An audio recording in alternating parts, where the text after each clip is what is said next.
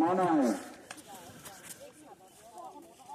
গতিকে সকলোৰে ওচৰত অনুৰোধ, আমাৰ চাৰিওফালে যেতিয়া আমি আমাৰ পৰিষ্কাৰ পৰিচ্ছন্নতা সুন্দৰতা বজাই ৰাখিম, তেতিয়াহে আমি আহ্বান কৰা যায়, প্ৰাৰ্থনা কৰা যায়।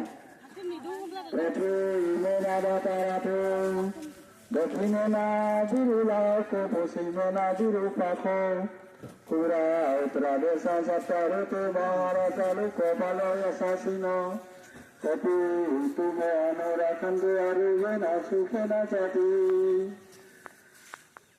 পূবত ভিতৰাটো দক্ষিণত বিৰুলাকো পশ্চিমত বিৰূপাকো পুৰা উত্তৰ দিশাং পূবে উত্তৰ দিশত থাকে।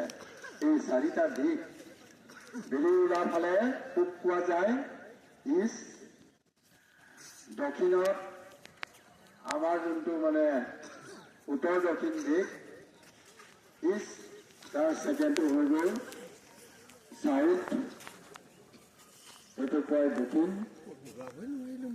আমাৰ ৰাস্তাৰ সিপাৰ চাইডটো, তাৰপাছত আছে ৱেষ্ট মানে পশ্চিম, তাৰ পাছত আছে উত্তৰ,